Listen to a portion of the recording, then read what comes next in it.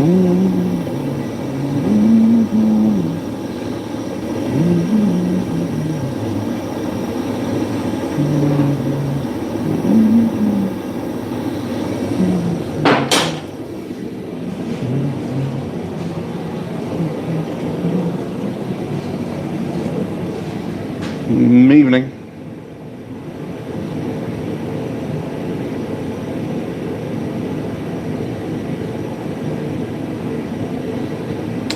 We're going Justin, Eric, Wiley, Bryson.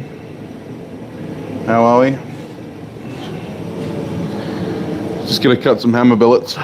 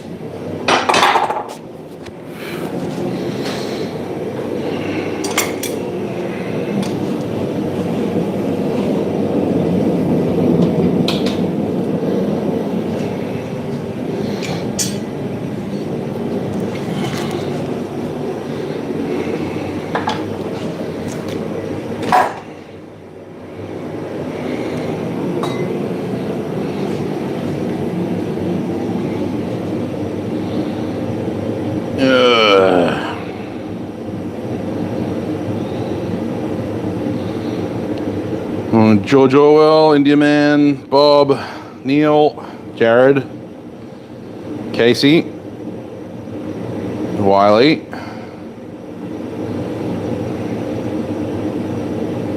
Trail Dust, Ignis,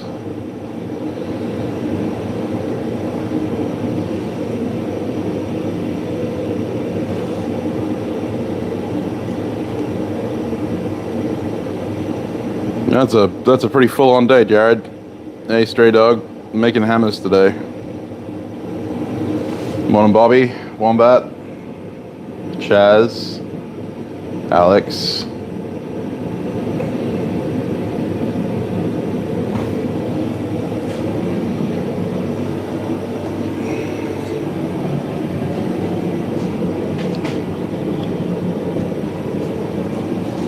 Sorry, I was a bit late this morning. Slept in.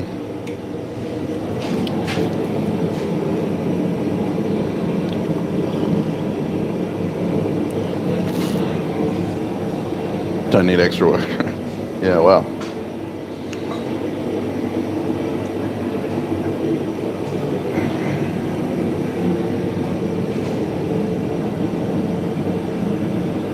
Sounds like the propane guy's gonna love me. Yeah, he does.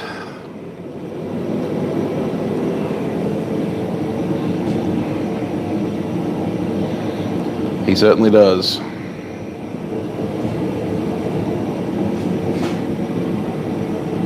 Everybody gets a second Monday. I don't get a Monday.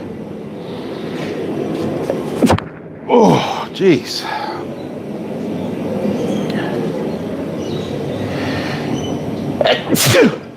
Oh. Bloody hay fever. You can tell it's starting to become autumn. Weather is slowly starting to get cooler, which is nice. Hey, Bash. Thanks very much, mate. Sleep well. Favorite hammer to make? Yeah, in my English Cutlass pattern. Not necessarily because of any part of the forging, but I just like making them. Because I'm one of the only people on the planet that does.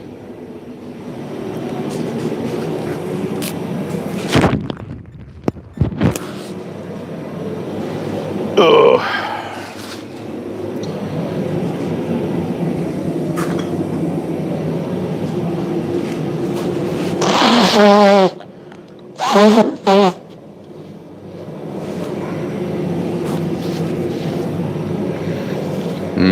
Linseed oil flavored boogers.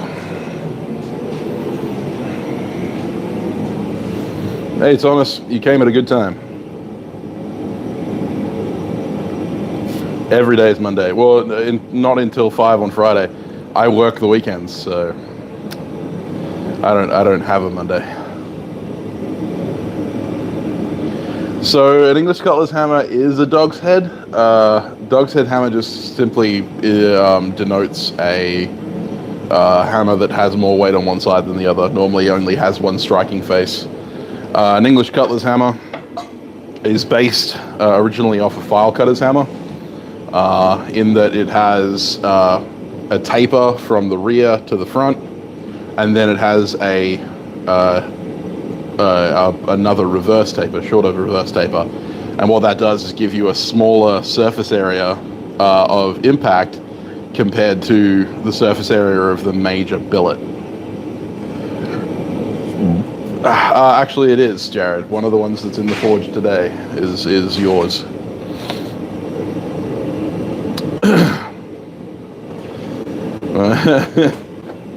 So to answer your question, one of the hammers that I'm making today is, and the other one's not going to be a cutlass hammer.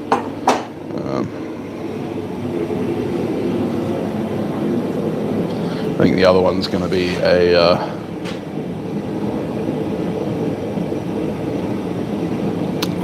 I like them. I like their look. They are an acquired taste, however. You could fashion a small one for work with nails. Absolutely.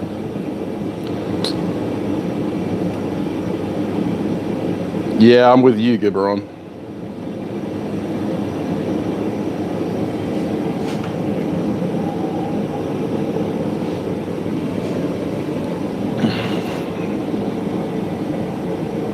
Yeah, that's pretty much true, Thomas. Hey, Shamrock. All good, man. Thanks for dropping in. I appreciate it. Make sure to hit that like button on your way out. Hello, Hyacinth. How you going? You're not allowed to go out that way. Come on.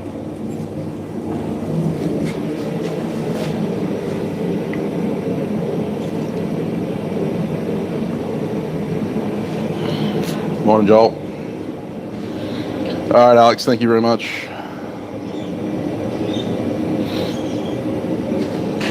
You have a Chinesium one. You have a Chinesium English cutlass hammer? How did you get an English cutlass hammer and Chinesium?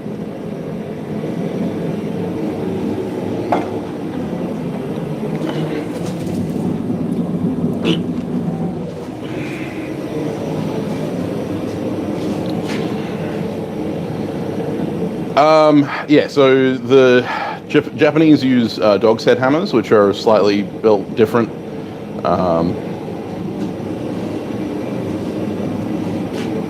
Oh yeah, cool. Hey, Soggy Bottom, how you going? It is 20 past 9 in the morning.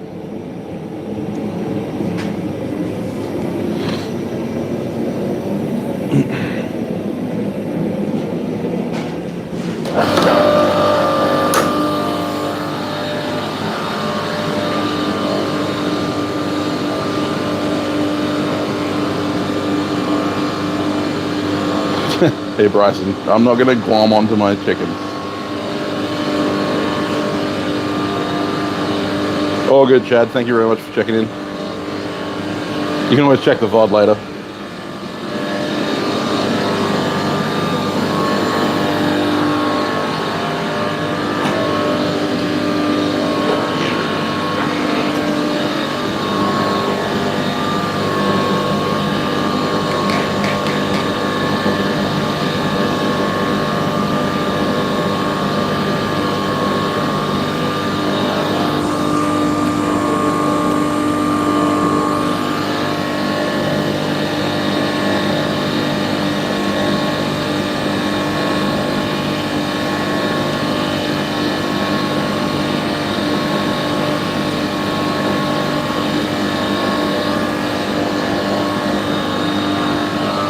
I am coming in live from the future.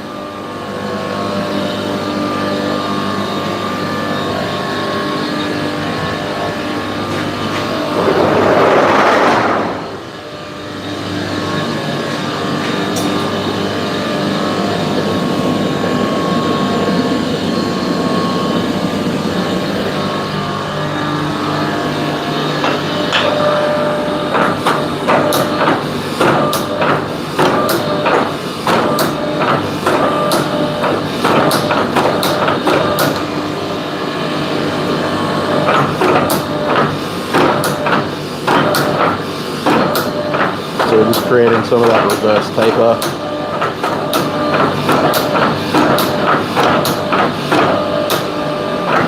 Doesn't have to be a huge amount.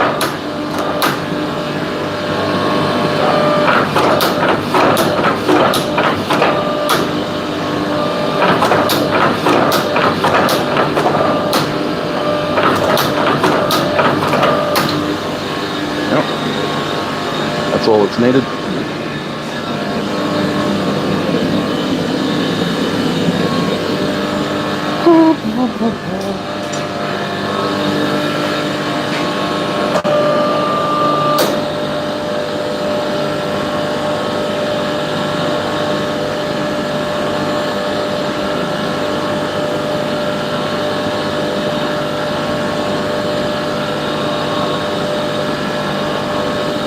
Oops.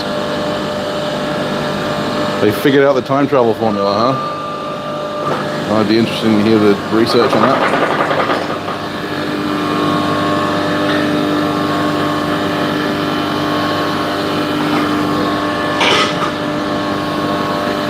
I'm going to press a big old extra doubt on that claim.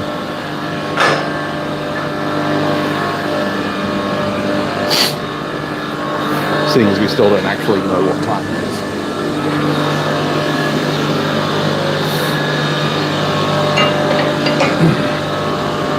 other than a complete fabrication of humans to somehow quantify the passing of events.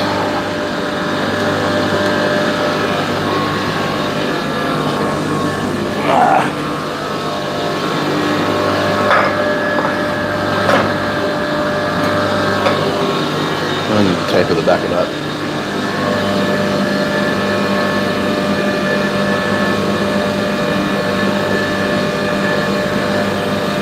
Yeah, thanks. It's a pretty simple setup.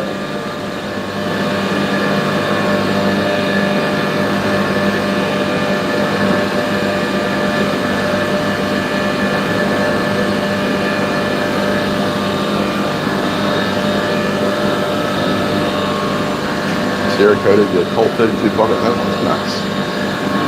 Wish I could own something like that.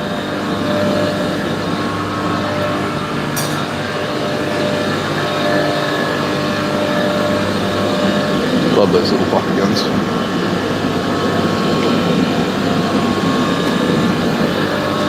Right.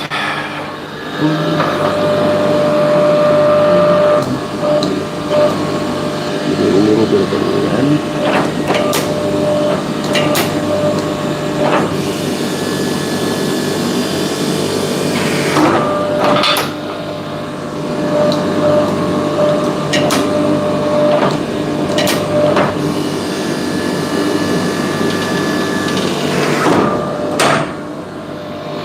There we go. Punched.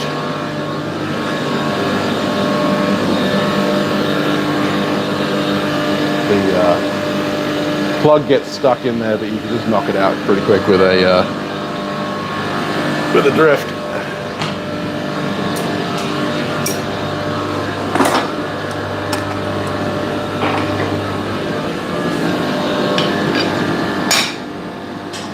There it goes.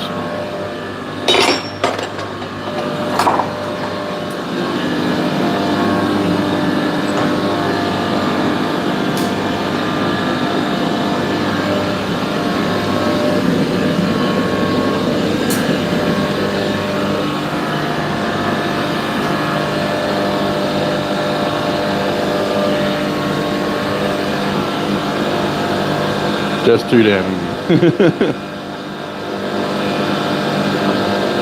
Hey, old wolf, how you going?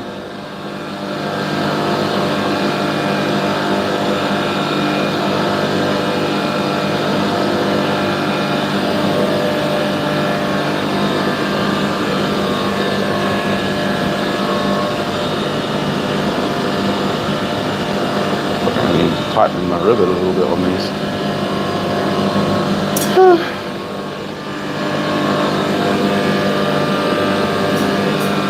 Stream's almost over. Nowhere near. We haven't even got to the worst part of hammer making, the drifting.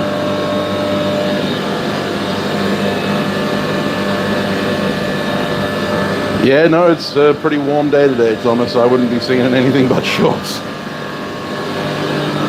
We're still on the tail end of summer here.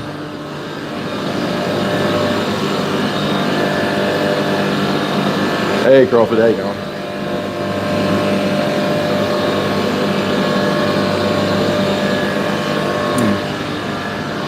Going to tighten this rivet. These tongs are a little floppy.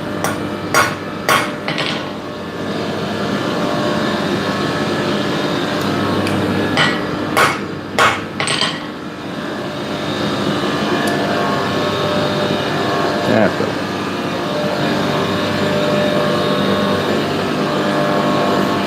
Just the punch, not the drift. We're not drifting yet. This punch is way too small for that.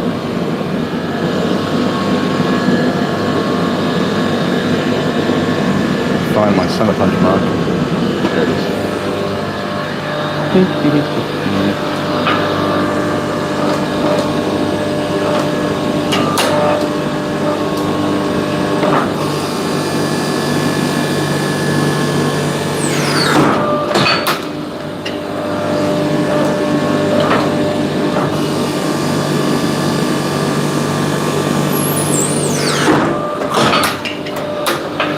There we go. Another one done.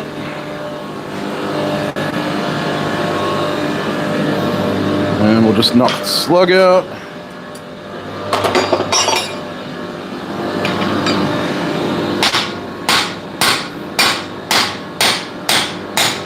I was stuck a little bit more. I think I missed on the second punching drive.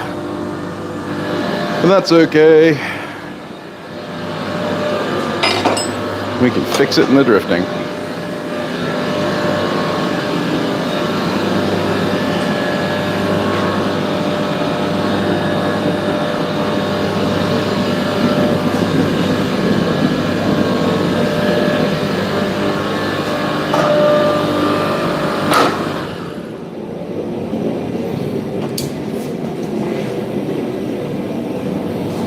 So yeah, the punching is the easiest part.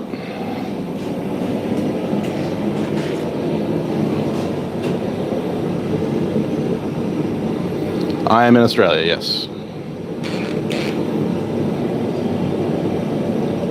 Speeding safely, no such thing.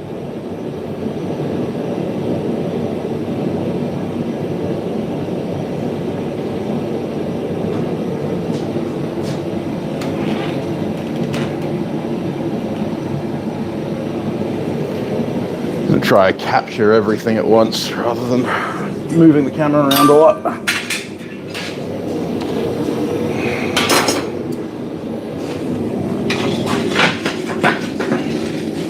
So I won't be able to read comments, apologies, but this will make it easier on me.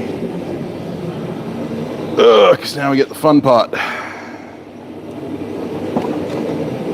It's a heavy hammer swinging.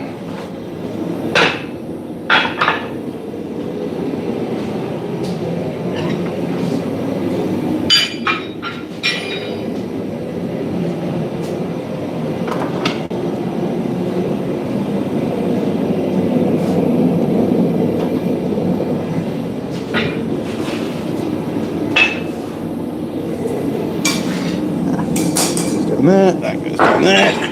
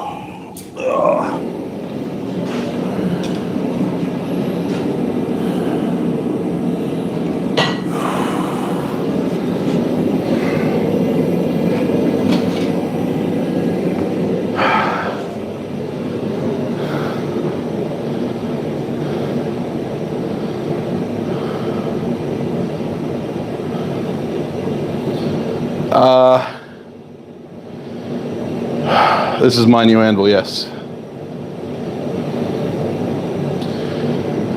Whew. So, yeah, this is my new beamish anvil. My Hammar punch, or Hammar drift, sorry, is, it was forged from 1.25 inch round. At the point where my hammers stop, it is 1.25 inch wide by 3/4 inch. So 1.25 inch by 3/4 inch for final punch dimensions.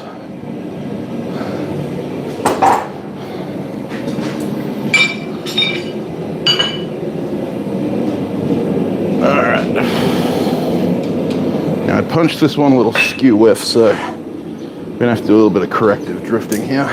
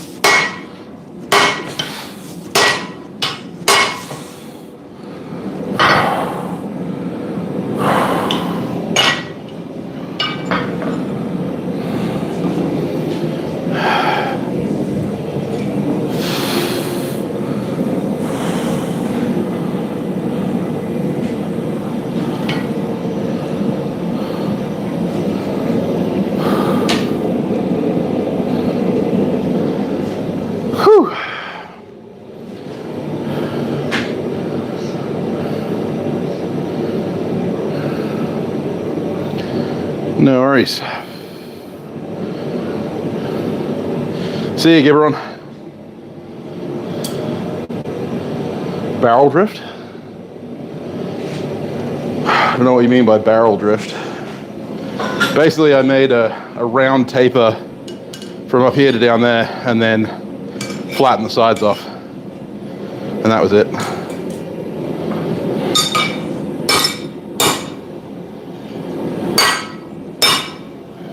She gets a tad warm. Whew. Open that door up now.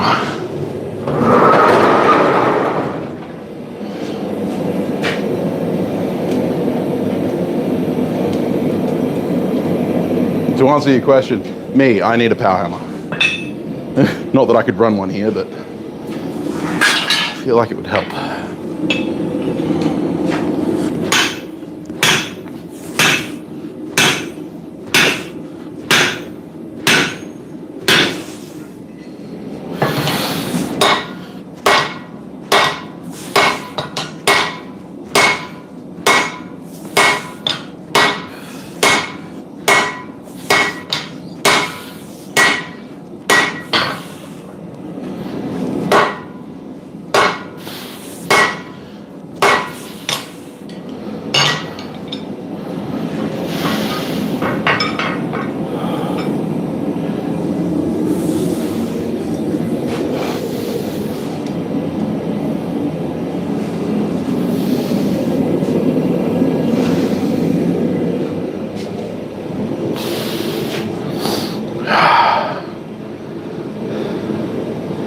A striker when working on hammers, it would be nice, yeah.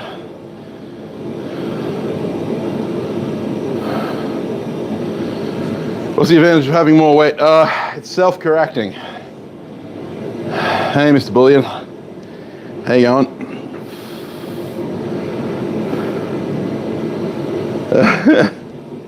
Creative drifting. What do you mean creative drifting? What do you mean corrective drifting?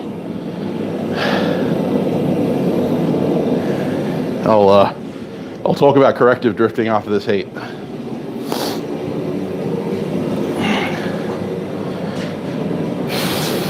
So, weight forward hammers have the advantage of no matter in what orientation you drop them, they're always going to try and correct to be face first. Whereas with equal-ended hammers, you can end up having them fall precisely sideways. And so therefore it can be a little bit harder to orient a relatively flat face to the piece without digging in with the edges. The other thing is that it requires less driving of the hammer on the downward stroke. You more throw it like a dart and allow the momentum to take you through. I also find that a dog's head hammer of equal weight will provide more force to a blow than an equal-ended hammer of the same weight. But it is a personal preference thing. So by no means the dog's head's the be-all and end-all. I just like them.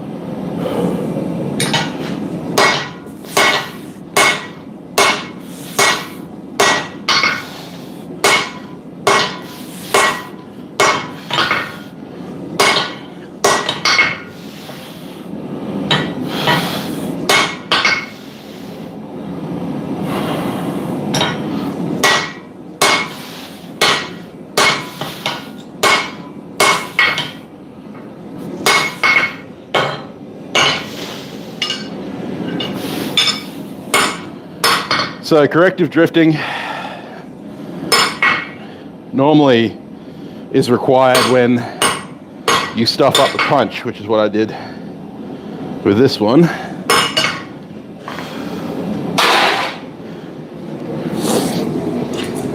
When I punched it, it was ever so slightly angled through the body, and it still is. So on that side, both sides are even, but on this side, you can see this side here is thicker than that side. And so in order to correct that, I have to do specific blows on this area and this top area, which normally you don't forge on the top area away from the drift hand. But yeah.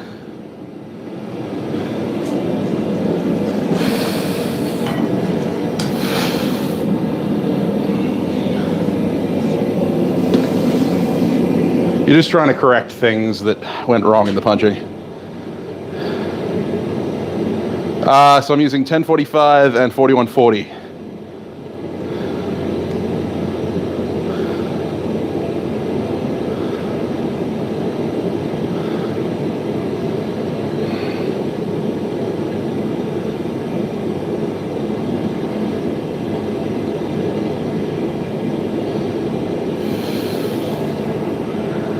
Yes, speed is incredibly important on a hammer blow. Hey Byron, how you going?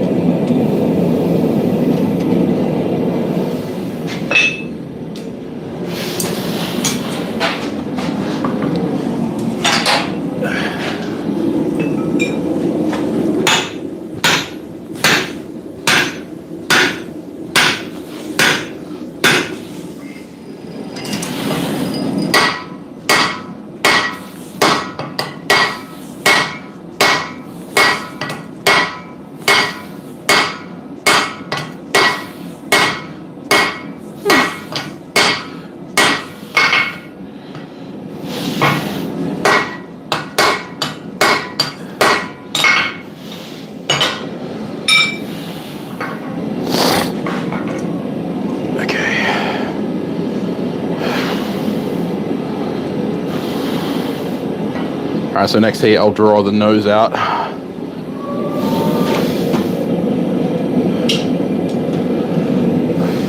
Jan.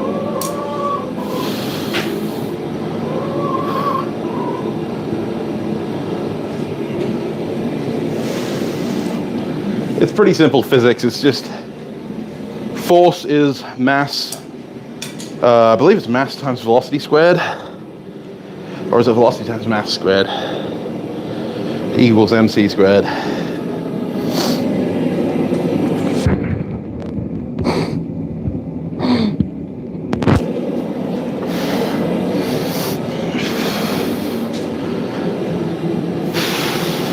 So you can either have a big hammer that moves slow or a smaller hammer that moves fast.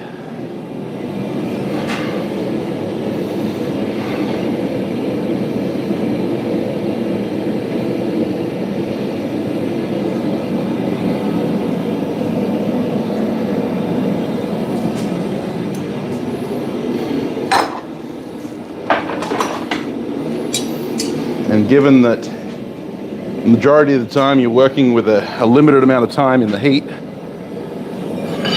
a big hammer that moves slow isn't actually necessarily the best option. Sometimes you're better off with a small hammer that moves quickly.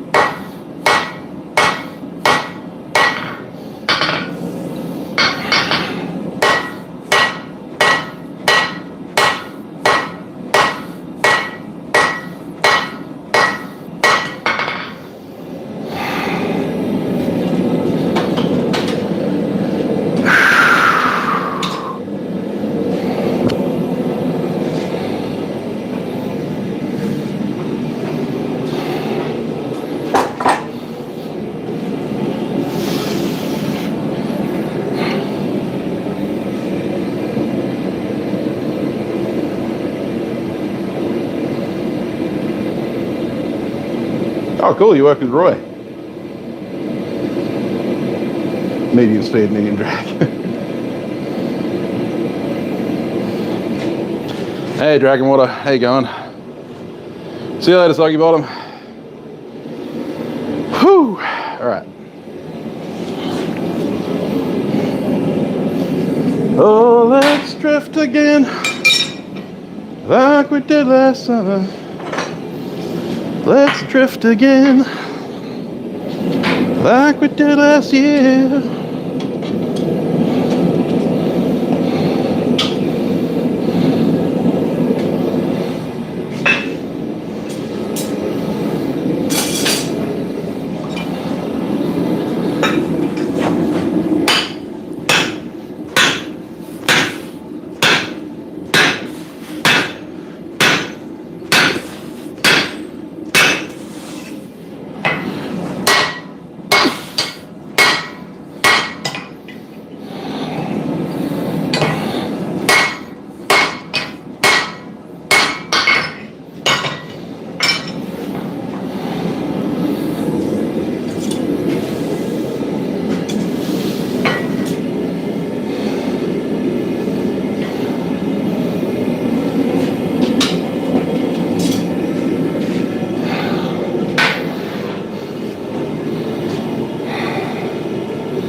Hey, Ivies. How you going, man?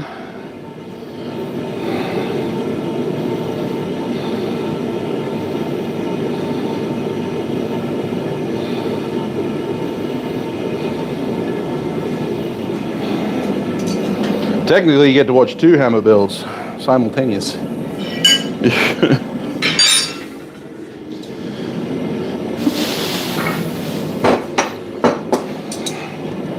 Because I work hard, not smart.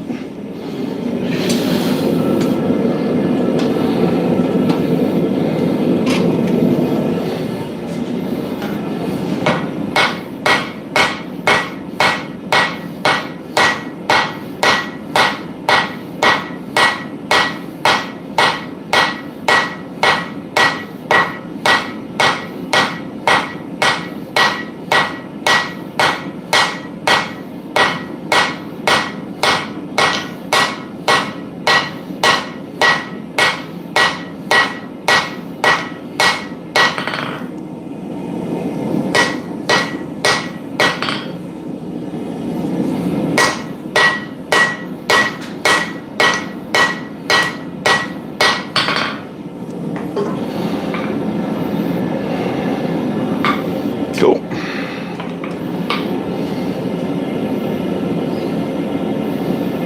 Drifting time. Again.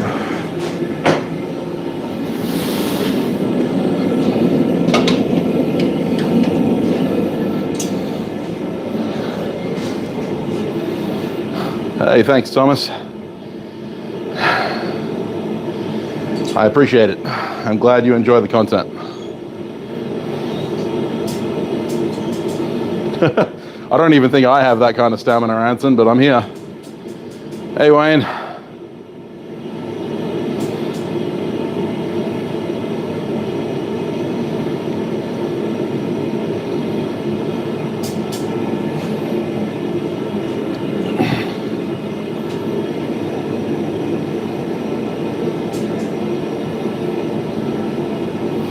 Yeah, Jared, that always is a pain.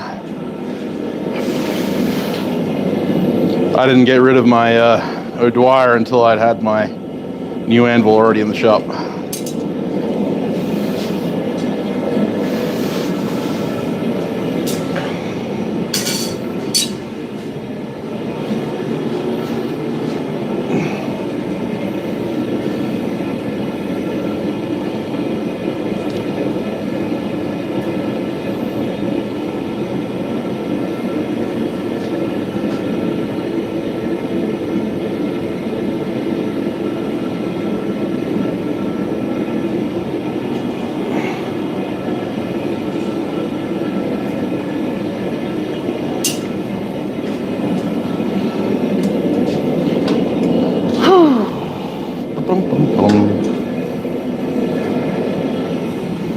Plonk.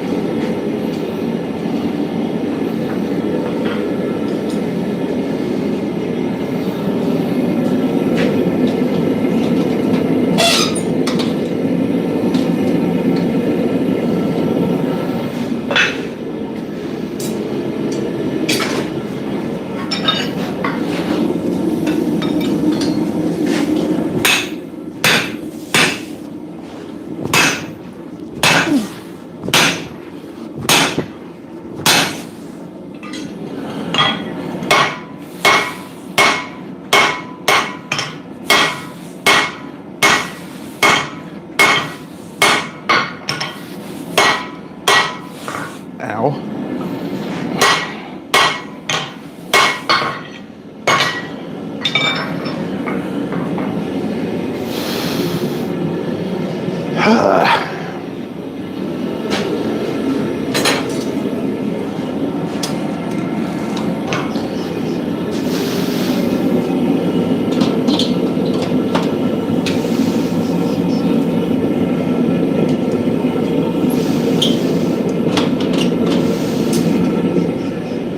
And that's why this hammer is a 1.5 hand hammer, or a bastard hammer. It's because I can use it one-handed quite comfortably, but I can also use it two-handed if I need to.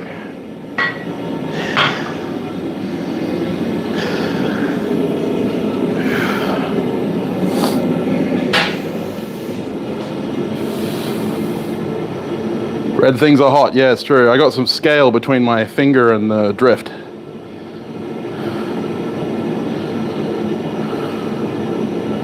Yeah, I haven't seen Hans either. Haven't seen him in the chat. Cool the drift? Yeah, maybe.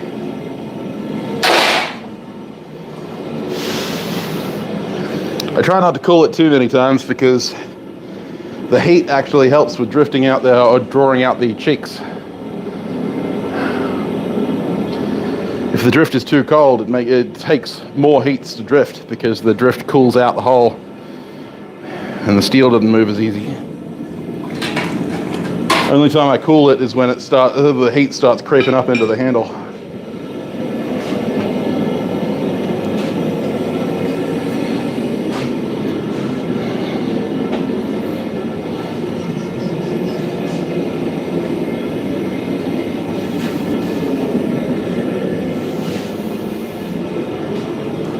Yep, pretty much. That's it, Anson. Got some smoking the other day from the scale in the vid, yeah. Yeah, I got plenty of scale scars.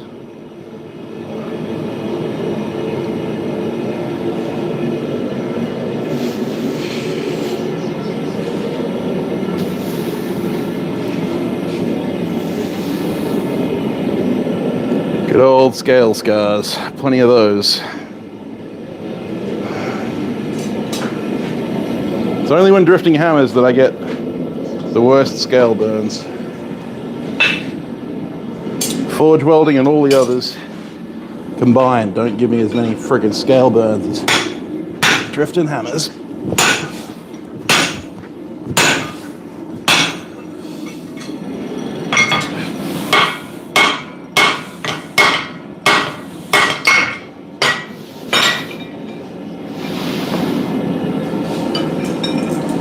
Final drift on this one, so do it a lower heat.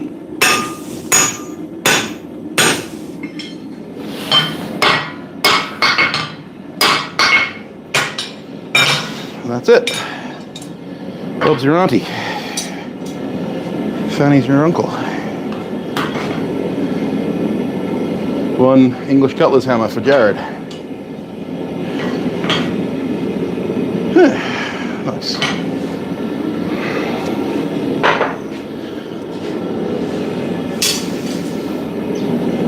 Probably do one more drifting cycle on this and then we'll go to the press.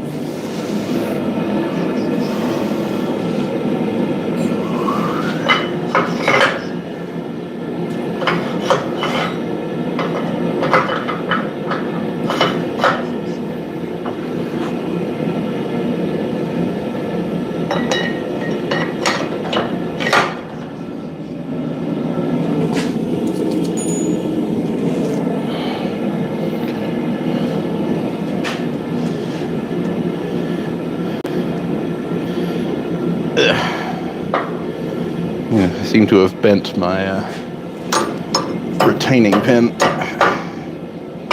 That's all right.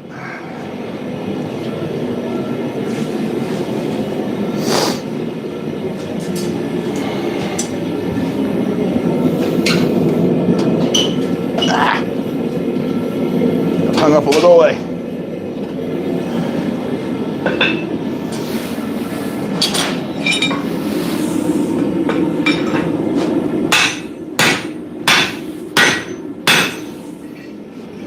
You don't want to drift it all the way until you've done your shaping.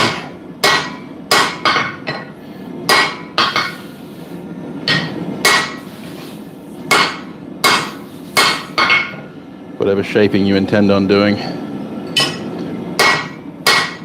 The peen.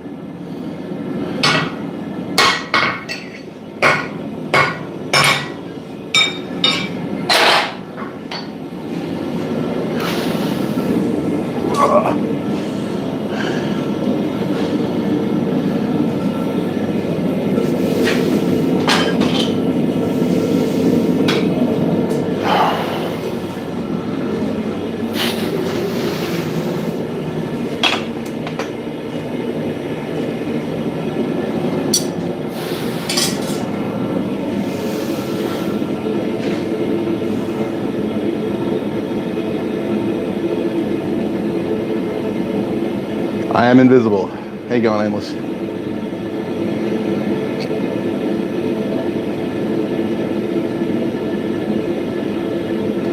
Yeah. Yeah. You deleting Baron's scale cases. Yeah.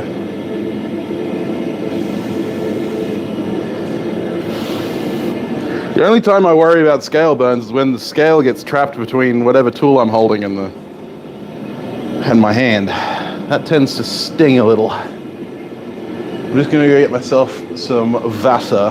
I'll be back in a minute.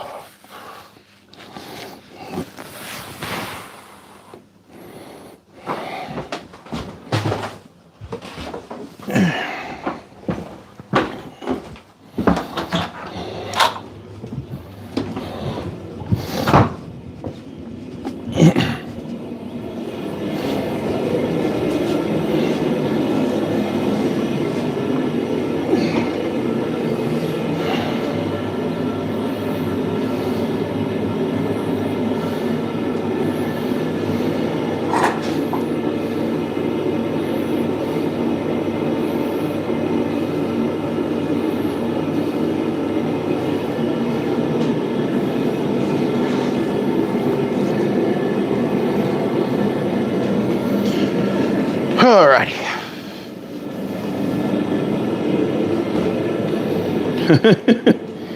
I think Crawford accidentally dropped his phone.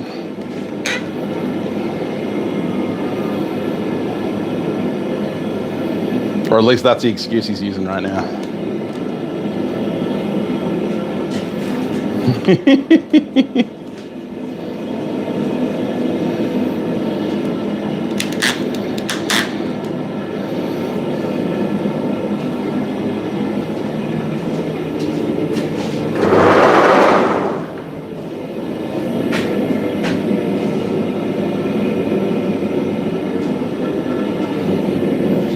No, it's just getting warm, man. It's getting real warm in here.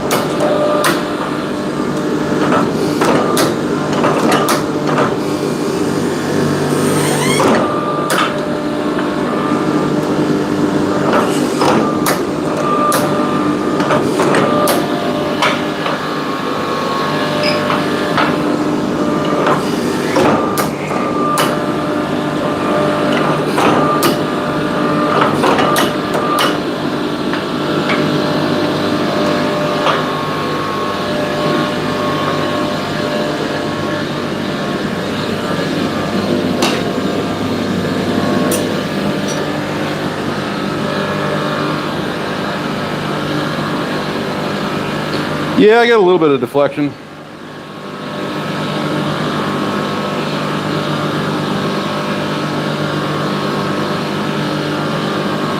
Drilling hardened D2. A tungsten carbide, definitely, but that's about it.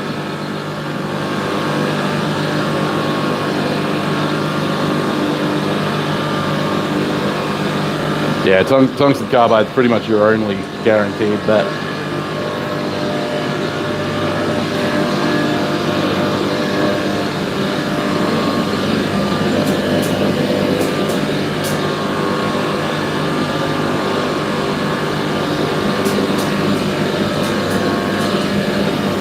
Yeah, masonry drill bits are just tungsten carbide drill bits. You might want to sharpen them up though if you want to drill through steel.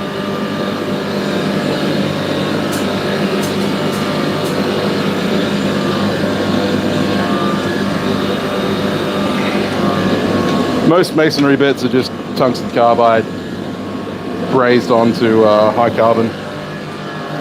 So most of them will do the job.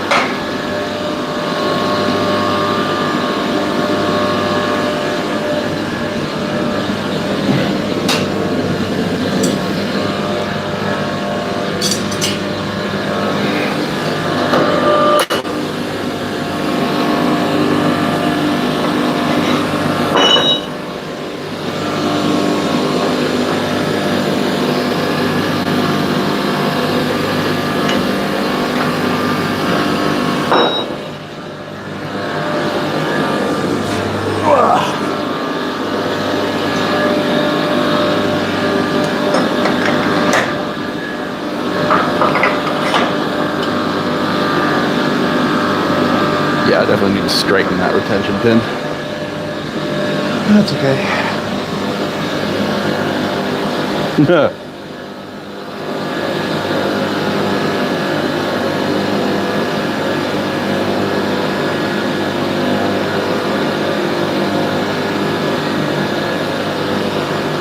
Oh, that sucks, Byron. You and me both, Matt. You and me both. One ugly Moar, though. Yeah, totally. That's totally what I'm aiming for. Nah, you want Moar, you go to Hammars. I don't do.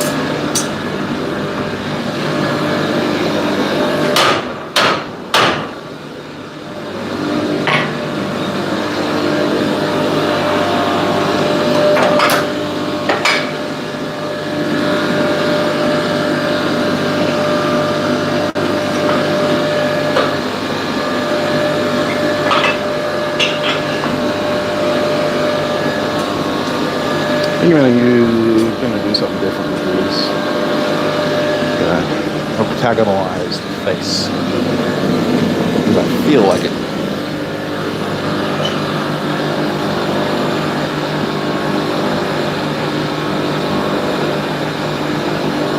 Can't use tie hammer or compressor. Oh, that sucks.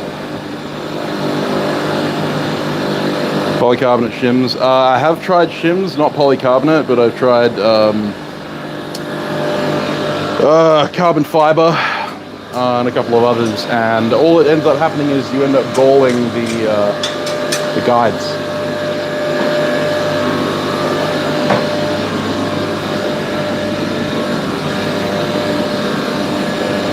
So I just gave up on trying to get it to stop deflecting. It depends on what I'm doing, Steve. Depends on what I'm doing. For my current setup, hydraulic press is definitely better than power hammer because I live in suburbia and power hammer would kill my neighbors.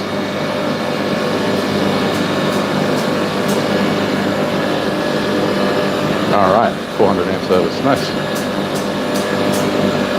Thanks, Sean.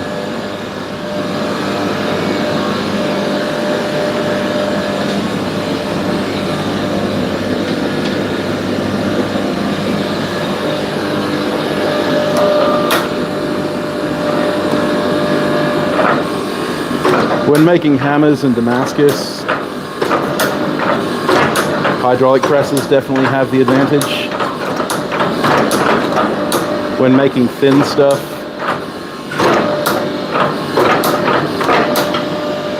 like drawing out tongue reins and stuff like that, power hammers definitely have the advantage.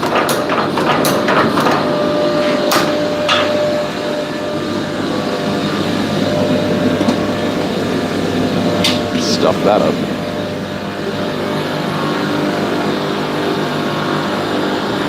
You're fine, Baron. I don't mind.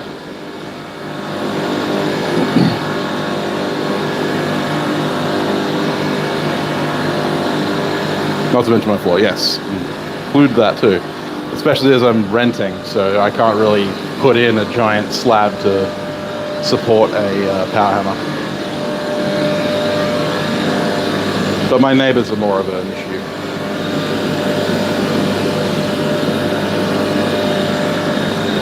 I mean, they have a hard enough time with all of the hammering that I do. Power hammer would probably push them over the edge to calling the council on me.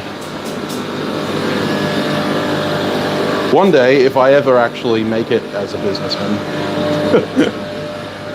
maybe one day, I will have a workshop that I can mount a power hammer at.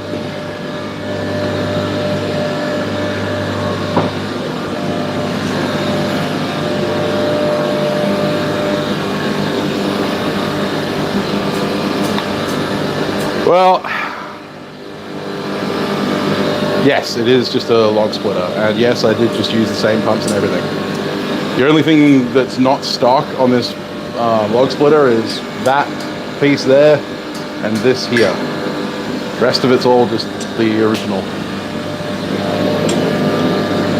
I would move to Adam's place, except for I have a wife and son, and I also hate the Darwin heat. Plus, I'd have to put up with Adam.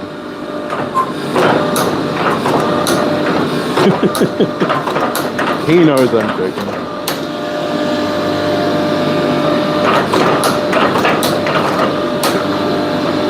Or at least I hope he does.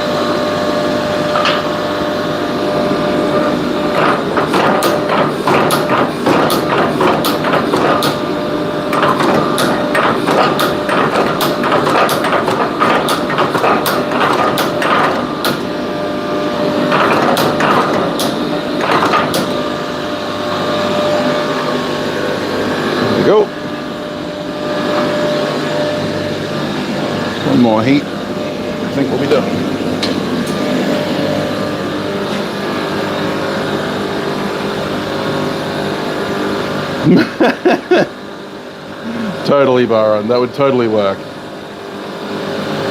That is Preston, yes. It is Preston. Yeah, Anson, I know. It also takes a lot of effort, and I haven't been putting that in. I really need to...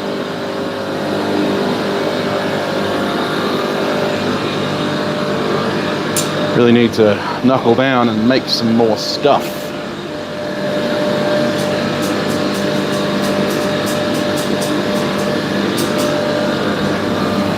One day. It's the dream.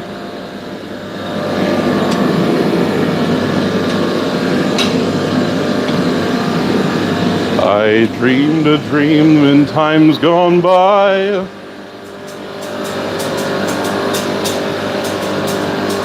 Christ, a rebuild kit for a hydraulic pump? Haven't needed to. See you later, Anson. Thank you so much for dropping in, mate.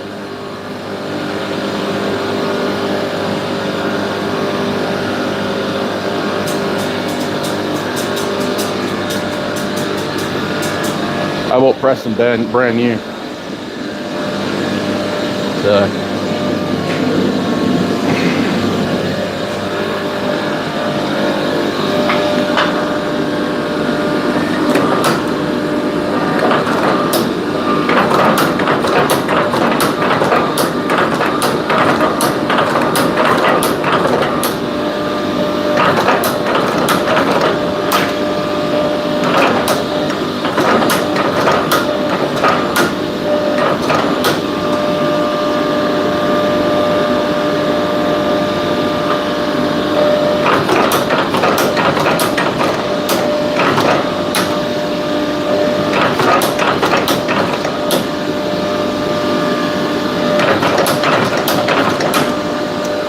There we go. It's the finished product. Now we just need to drift it to final dimension.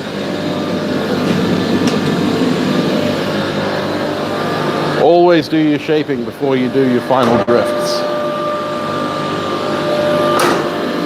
Otherwise you'll end up a sad boy.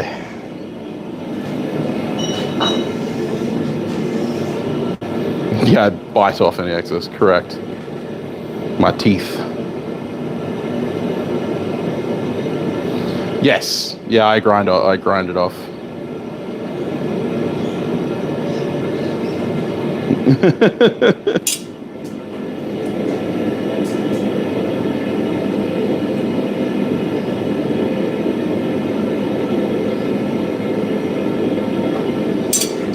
Got your log splitter from an Amish guy. There you go. Breaking the rules. Either that or he got it in a trade.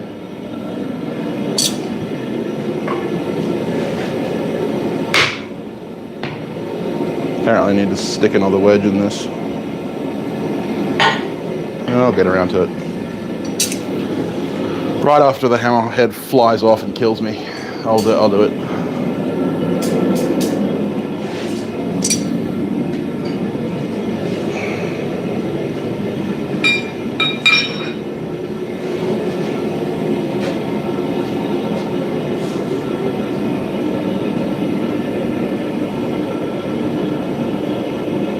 Mulling mechanic. Ah, fair enough.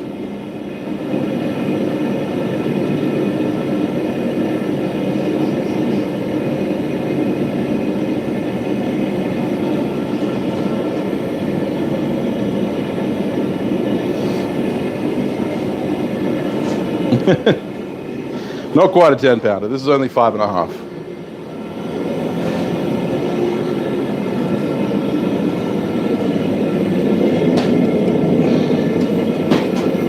Not as superhuman as some people make me out to be, apparently.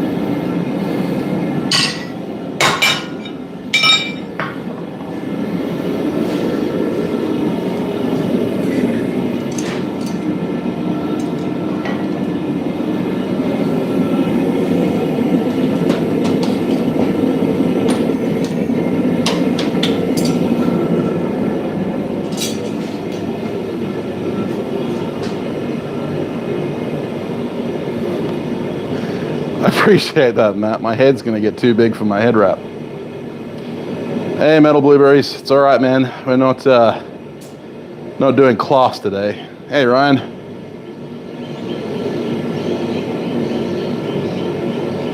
Are there Amish in Australia? No, not so much as there are communities in America.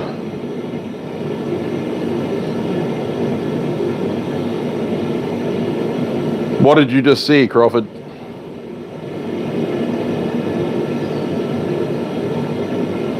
Hello to Greece.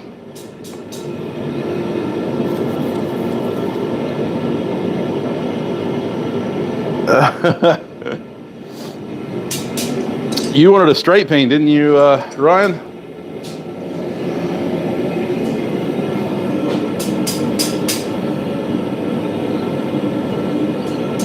Not Amish per se. No, unfortunately not.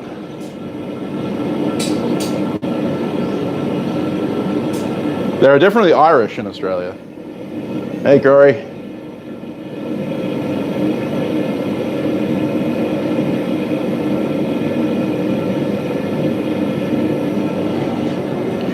No, we don't really have anything close to the Amish in Australia. You might find that there's a small group in probably the eastern states somewhere, but no, they're not quite as common here. I suppose like the closest you'd get in lifestyle would be some of the northern tribes, northern Aboriginal tribes, who live fairly traditionally.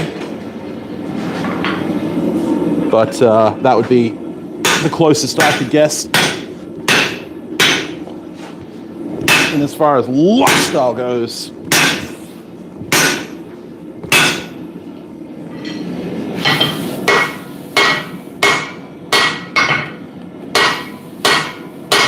you wanted a straight pain, didn't you, Ryan? Didn't answer my question. In which case, this is yours.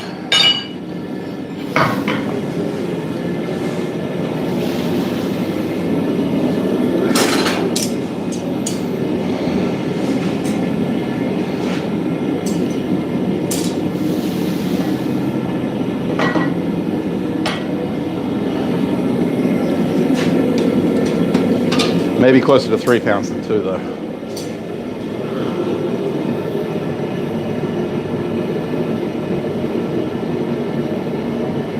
Poor switch. Land leeches, yeah, we got those.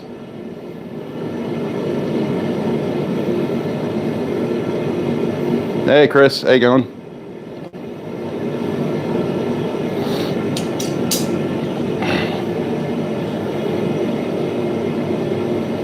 '200-year anniversary from the revolution. Cool.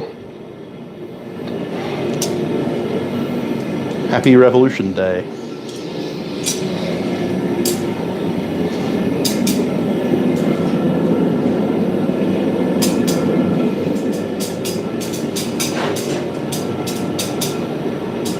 It's only timing because you reminded me.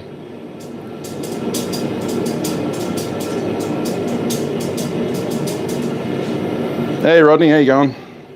Yeah, Australia definitely got to Australia.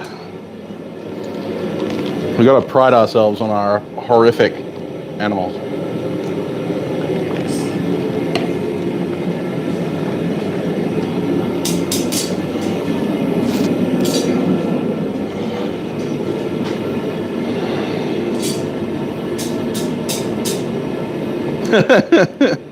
Well, if you ever get here, I'll be happy to shake your hand, Matt. I'm not doubting that you'll get to Australia, but whether or not you get to this side of Australia, very unlikely. This is the downside to living in the most remote capital city on the planet. Or one of. I think we got beat out by somewhere else recently, but for a long time we were the most remote capital city on the planet.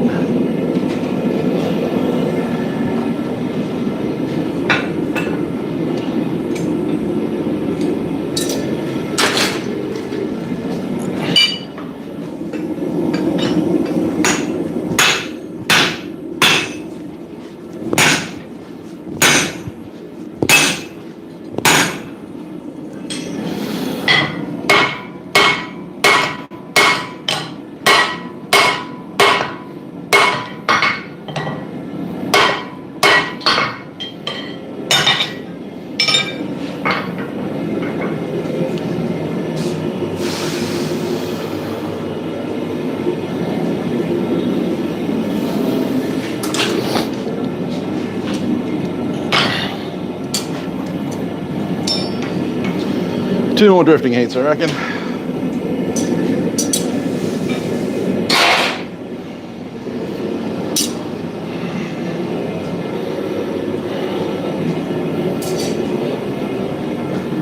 Hey Kat, how you going?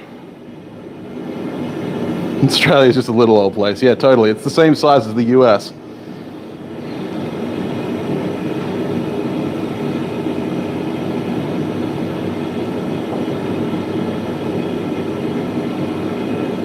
Oh, nice. Yeah, good, Steve. Get into it, man.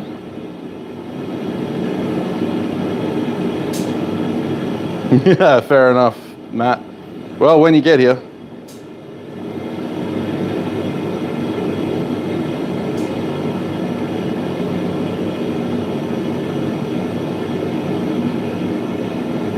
Yes, we do have some crazy wicked snakes. We have 7 of the top 10 deadliest snakes on the planet. Or is it 9? I think it might be 9. I've only run into 3 of them in the wild. That's because the rest of them... Well, no, actually, no. That's not true. I've run into 5 of them in the wild. Forgot that I actually spent some time in Queensland. I've run into 3 of them in the wild over here.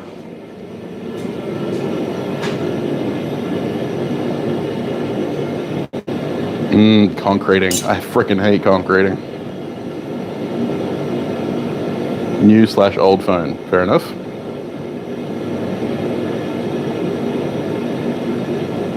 Hobart's a little isolated. Yeah, Hobart is, but Perth is even more isolated.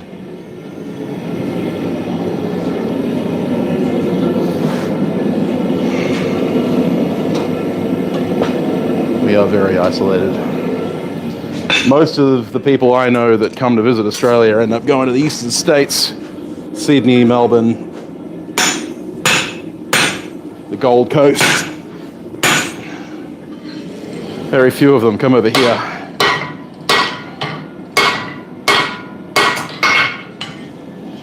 Well, I was very happy to be able to afford to go over to Canberra or to Tawa Valley to meet Kyle when he came over. Because otherwise, never would have met him.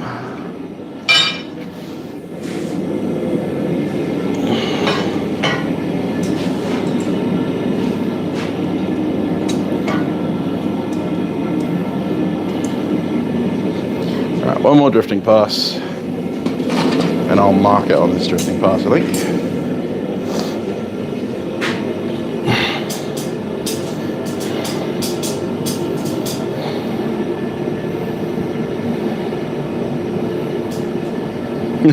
Amazon, yeah. Hey, Paula. How you going? Paul. Not Paula.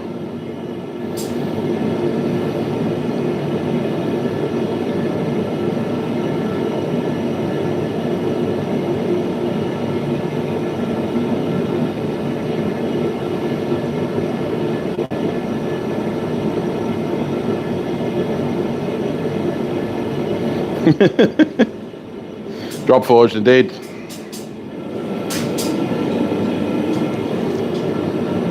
Finally got the okay from AHS to go out. Cool.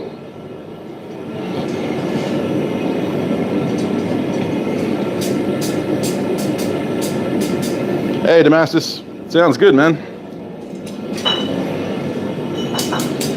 Getting a solid mount for your Anvil is always a good time. What did I do with my Maker's Mark? It's on the shelf inside. I don't have any Maker's Mark. I'm poor.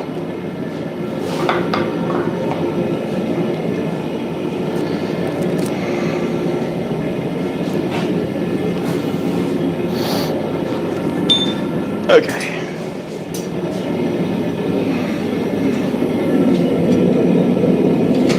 Pull. Drop. No, don't quench those.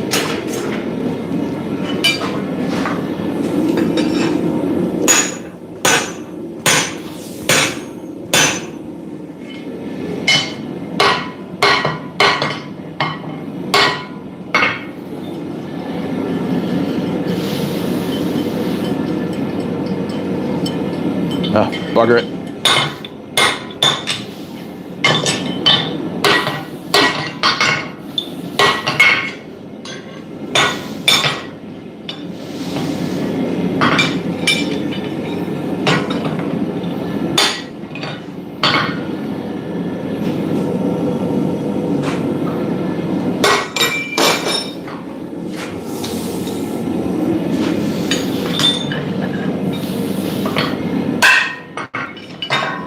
Or not.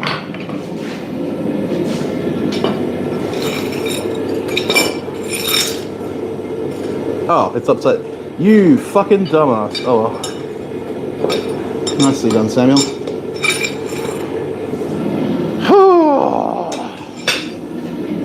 I impress me sometimes with my stupidity.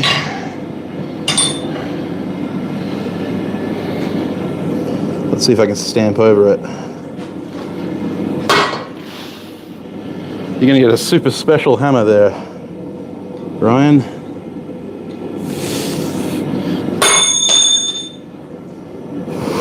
That's illegible. Good. No one needs to read my name.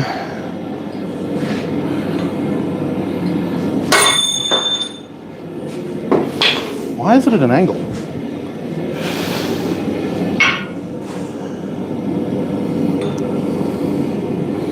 Well, it's at an angle now. Nothing I can do about it. Why is it all my friends get the shitty hammers?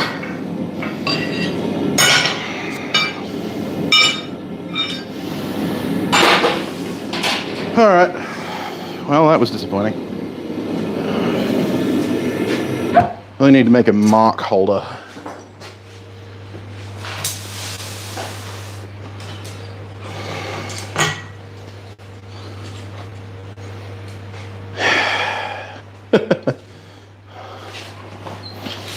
So that mark went horribly wrong because I ended up marking it upside down. So then I over-marked it the right way up.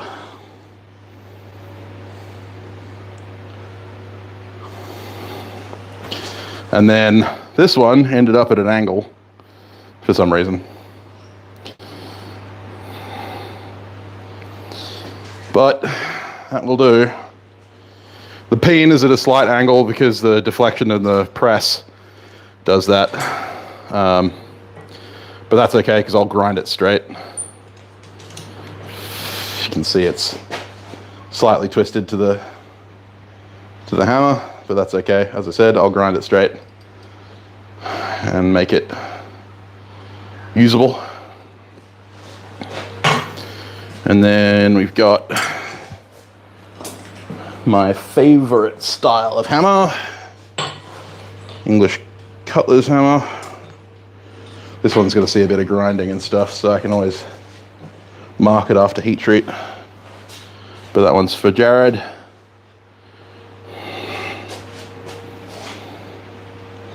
Yes, you do need. You need a passport anytime you're crossing borders. So yeah, sorry Ryan, you get a weirdly marked hammer. Lucky you. And it's also more like 3 pounds than 2. If you want a different one, I'll make you one. I'll forge another one up. Sell this one as a second, I suppose.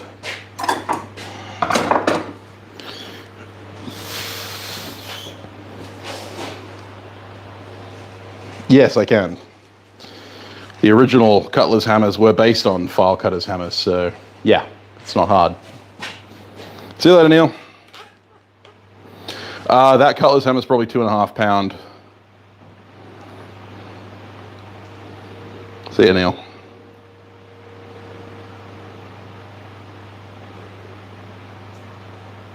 Vice grips, yeah.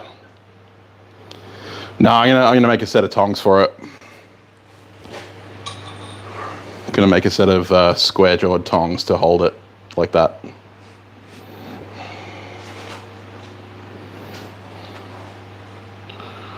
Damascus folding knife. It is a patata. It's a Risolza patata. It is. That is what it is. Funnily enough. Character. Yeah. You'll have the only one like it. for better or worse.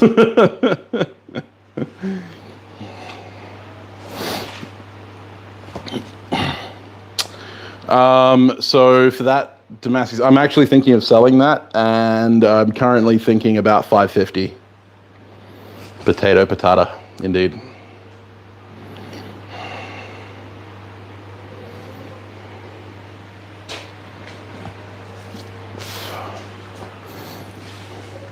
So apparently this style is my style of straight peen. I'm not sure I like it, but at the same time, it's something that I just keep coming out with, so there you go. Straight peen hammers aren't really my thing. I do love my straight peen that I got from Hans, but his looks way better than mine.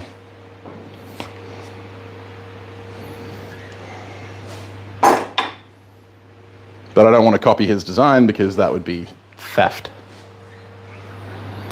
So yeah, hopefully next week I'll have that ground up and ready to go. Jared, for you, what's my favorite part of knife making? Ooh, it's a difficult question. Probably getting to hold the knife at the end. Hi Shelby, how you going? From Port of Spain, Trinidad and Tobago.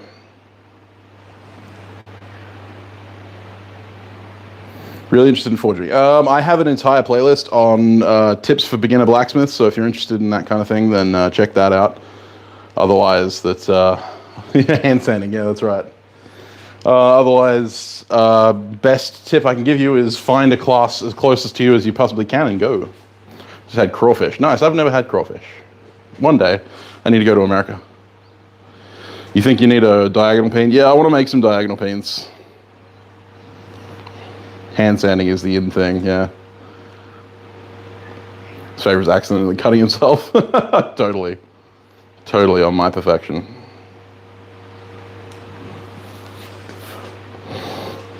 Yeah, I know. The other thing is, of course, that I don't know. I don't do a lot of full-head hammers. I don't know if you've noticed. Full-head hammers aren't really my thing. I prefer square hammers. Yeah, I don't know. Fullers just ain't my thing. I normally do fullers only on one side of a piece. So when I do my functionality over aesthetics, yep, that's it. Coal or propane torch? For a propane all the way. My first one will be on. Oh, cool. Sounds good. What's the ideal balance point in relation to the handle? That would depend on the knife or the sword or whatever we're talking about.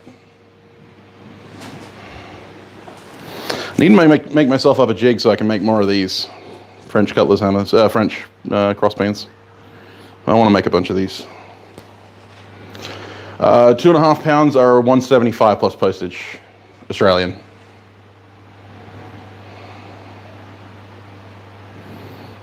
You'll get there, metal. If you want to make one, you will find a way. Chef's knife balance points on the forefinger. No worries, Paul. That's all right. Yeah, I mean, I have a charcoal forge, and I have, you know, various propane forges. I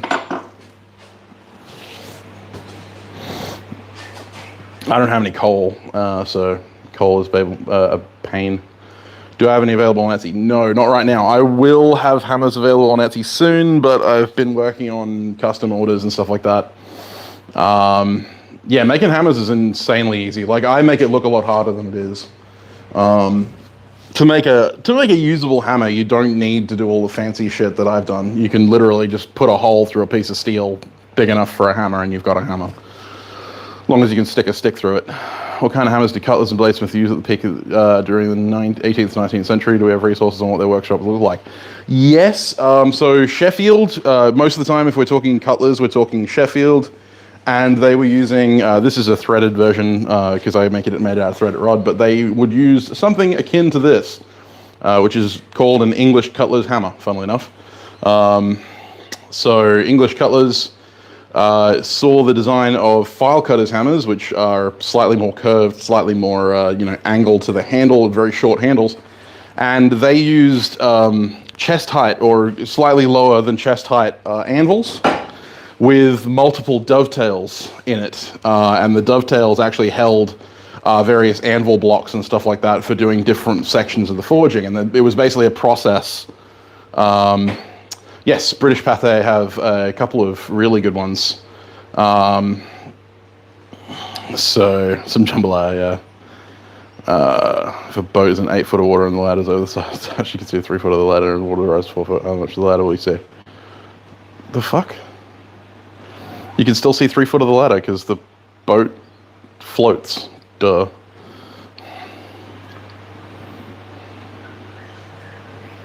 Coke and charcoal is cleaner, yes. But also you can't really get metallurgical coal for from Australia, unfortunately.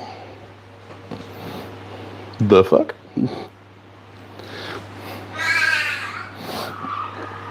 Yeah, so English cutlers used slightly higher anvils, and the dovetailed anvil faces had various anvil blocks and stuff like that in their cut-off hardies and stuff like that, so that they could make their... Chill. Yeah, I know. It's terrible. But you keep coming in here, so... yeah, so Sheffield cutlers used very specific tools for very specific jobs. Hello, how you doing?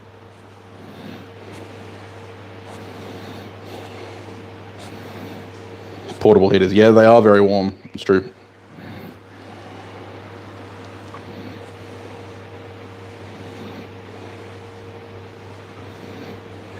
Make an omelette in the forge. Pretty much, yeah, spider and snake free. I mean, we've always been snake free here because we've got bobtails, and bobtails really don't like snakes. But spiders, I mean, these guys don't eat many spiders. But they do eat a lot of crickets and cockroaches and mice. Other birds. I'm not ignoring you, Corey. When was I ignoring you? Need some guinea fowl. Yeah, well, I'd need a cage for them because they'll bugger off. Bobtail lizards. Chicken gobbles mice hole. Yes, indeed they do. It's one of their favorite foods.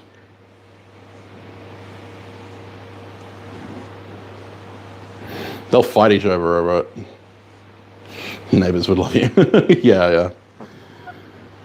Chickens are just little raptors. Aren't you? You're a little raptor. Guineas are loud, that's true. I'm not in Southern Australia, no, I'm in West Australia. That's my vest. Thank you. You hate your chickens because they hate you. It is an Isa Brown, yeah. No, this is a Highline. They're not Isa Brown, not Isa Browns. Yeah, she's a Highline. This is Hyacinth, and she's a bitch. Do you want down now? Okay. You're not allowed to be in the shed. Come on. Good girl. So, yeah, Isa Browns and Highlines are bred for the same purpose. They are designed for egg production. These are ex-battery hens. Albert Craven, yeah, he is one of my great inspirations, and you can see in that video on Albert Craven that he uses an English cutlass hammer. That level of ignoringness, yeah. I'm not ignoring him. I don't even understand. I haven't seen a post from him in ages. Sam, Ben is ignoring you. Oh, well, Ben is ignoring you. Brahmas, yes. No, but we like to adopt animals that have been pre-owned, so ones that have been given away or dumped. These are ex-battery hens, so it will give them a good life for what's left of what's left of their lives, and then we'll get more battery hands. More than likely. Any difference between a radius platen and a large grinding wheel? Yes, huge difference. So radius platen is a fixed surface, right? So it's obviously, it's not moving. And so therefore there is a lot of friction on a radius platen. So if you're going to use the radius platen, you either need water cooling or you need some form of lubricant on the platen, because otherwise it's just going to burn that belt up badly. And I learned that the hard way. Yes, skinny fowl are incredibly bad parents. Whereas obviously a contact wheel moves with the belt, so you have no friction. Also, contact wheels normally have rubber on them, so they have slightly softer impact surface. And so therefore you get much less belt bump, because there's a small contact surface. When the seam goes over, it doesn't matter how good the seam is on your belts, there's always going to be a little bit of a bump in the seam. So on a hard surface, you're going to always end up getting a little bit of belt bump, given that there's smaller surface contact area with the platen. So yeah, I advise contact wheels unless you're doing really big radiuses. Normally, the only time that you use radius platen is when you want, a radius above 14 inches. So for mine, I got a 36-inch radius platen. So if it was made into a full circle, it'd be a 36-inch circle. And obviously, a contact wheel that size would be ridiculous. You wouldn't be able to use it. So yeah, I have a 12-inch contact wheel, and I want to get a 10-inch or an 8-inch. I'm kind of tossing up between the two. Which Bowie knives? Whose Bowie? Oh, Albert Craven's, yeah. Yeah, his knives looked amazing. I wish I could buy one, but yeah.